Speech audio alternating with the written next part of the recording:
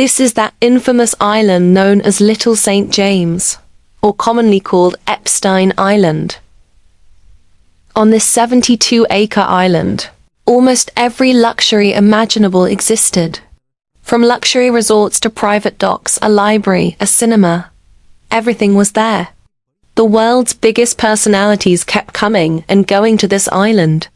But the truth is that under the cover of parties and vacations, underage children were being sexually exploited here. Reports say there were also some underground tunnels built on this island.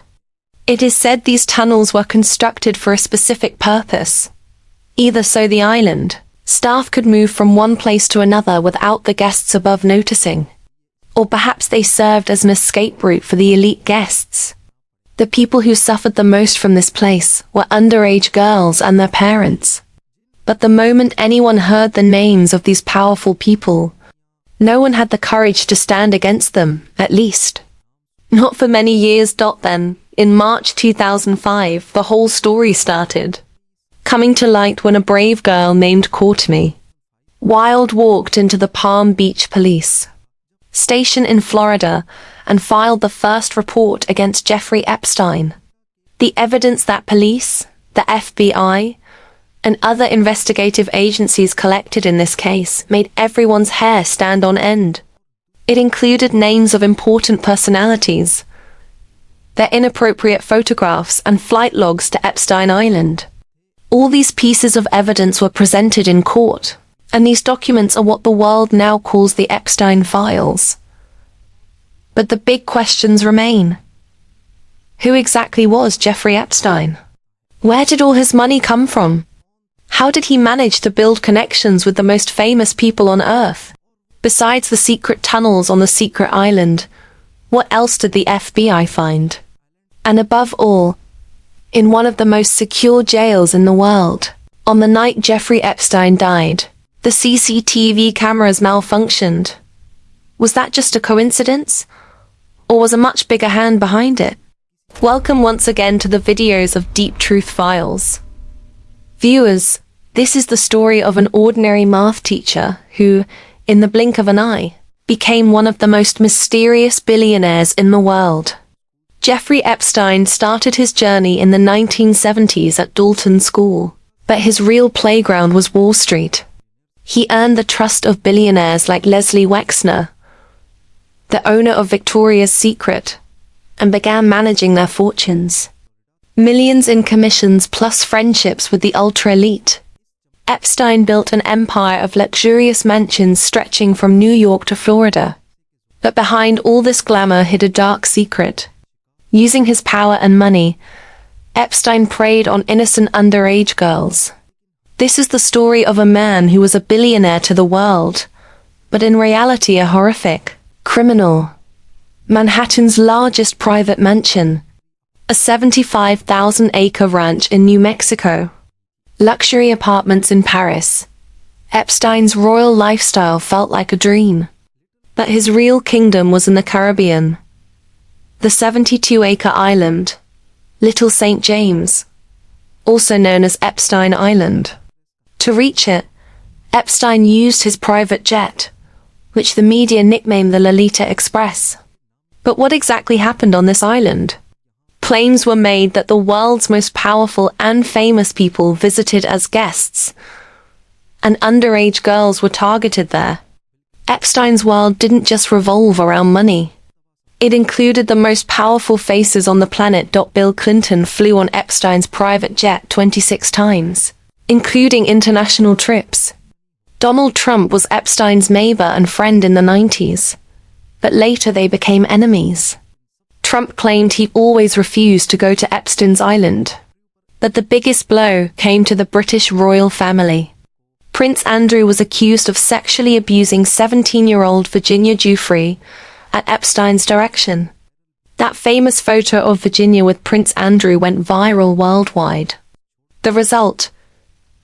Prince Andrew had to step away from royal duties, paid a multi-million-dollar settlement, and in October 2025 his title of prince was also stripped from him. From Bill Gates to Hollywood stars, everyone was part of Epstein's social circle. The FBI recovered dozens of CDs and photos from Epstein's homes, raising serious suspicions that he was blackmailing these high-profile people. Although no official client list has been found to date, Epstein's connections remain one of the biggest unsolved puzzles in the world. The first crack in Epstein's crimes appeared in 2005, when Florida girl Courtney Wild showed courage and gave a statement against Epstein to Palm Beach police. The police investigation shook the world. It was revealed that Epstein wasn't abusing one or two girls, but dozens of underage victims. And here begins the biggest mockery of the American justice system. In 2008, when Epstein should have received life imprisonment, a secret deal was struck. U.S. Attorney Alexander Acosta and Epstein's high-priced lawyers kept the victims in the dark and made an agreement that saved Epstein. Result: he got only 18 months in jail and astonishingly received VIP treatment even in prison. He worked in his office during the day and only slept in jail at night. After just 13 months, he walked out completely free. This deal didn't just save Epstein, it protected his powerful friends whose names are still buried in the Epstein files.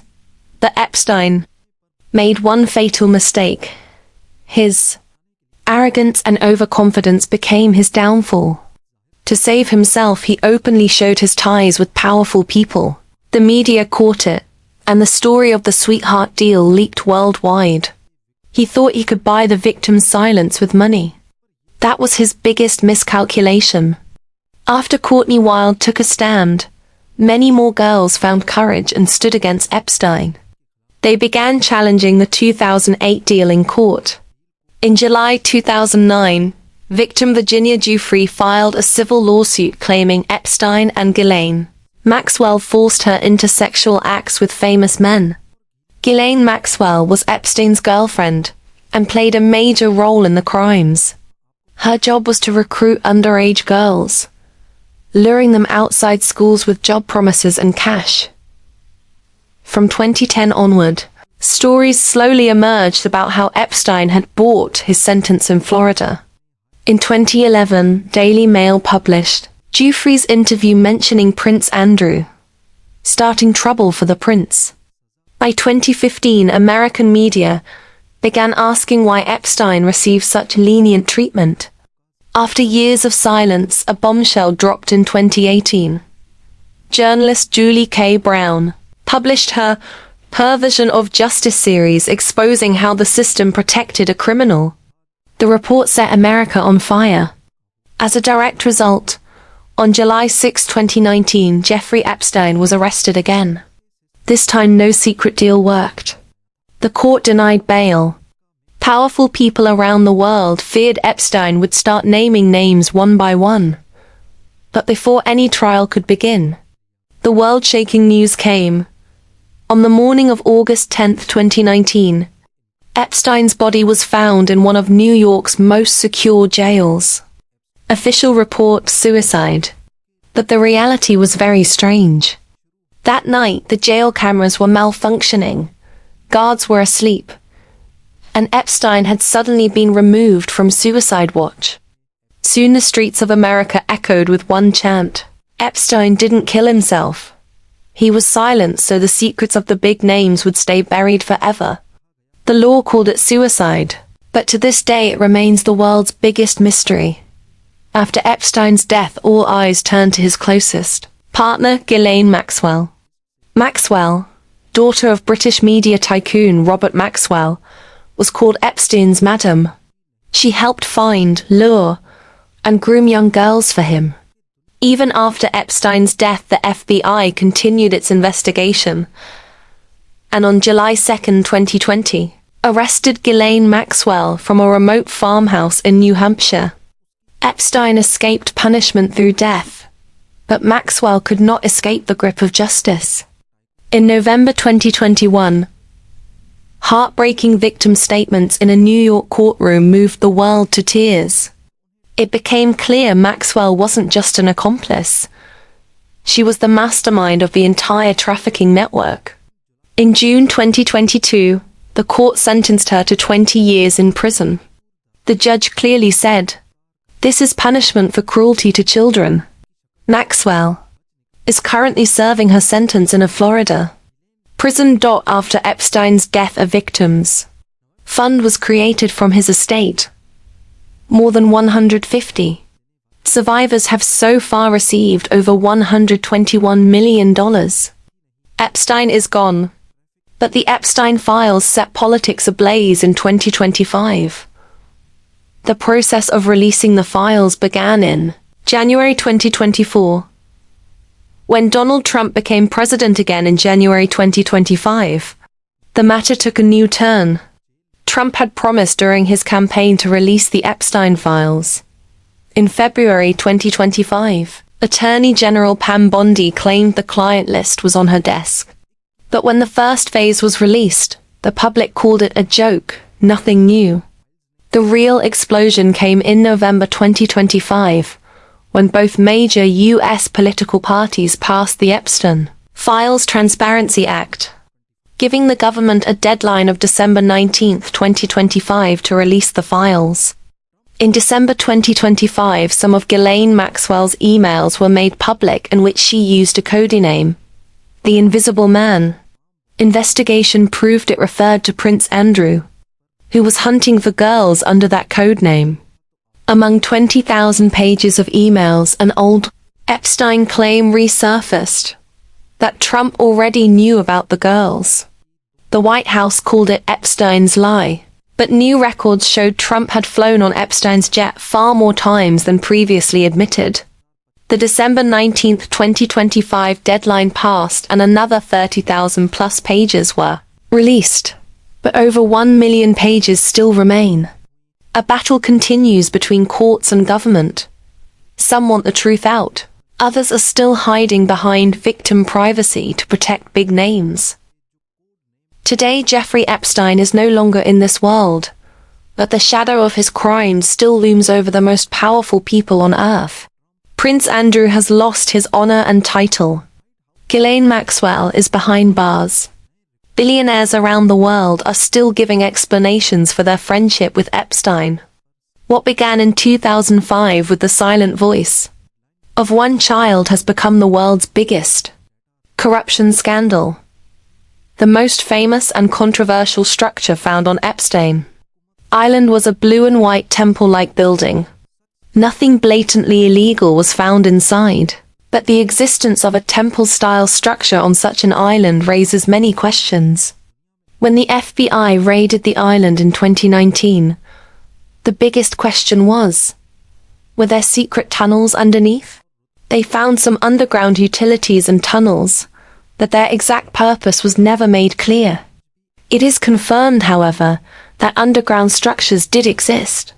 Strange statues were scattered across the island and CCTV cameras were installed everywhere. Were those cameras for security or for blackmail? That question remains alive. There was a helipad with a strange face painted on it. Satellite images show a resort surrounded by palm trees, connected to the helipad and private dock. During the raid, some unusual medicines were also recovered. Especially hormonal drugs raised the most questions. It's not confirmed what they were for, but hormonal medications on a private island naturally create suspicion. If Epstein were alive today, many of these secrets would have been exposed. Perhaps that's exactly why he was forced into suicide, and that's why the world's eyes are still fixed on the Epstein files. More files will be opened. More names will be exposed. And perhaps more faces will head toward prison. The story of Jeffrey Epstein teaches us that money and power can hide crimes for a while, but cannot erase them. Nature's stick may be silent, but when it falls, even the tallest towers of arrogance crumble to dust. We hope you like and share this video from Deep Truth Files as much as possible. Thank you so much for your loving comments. See you in the next amazing video.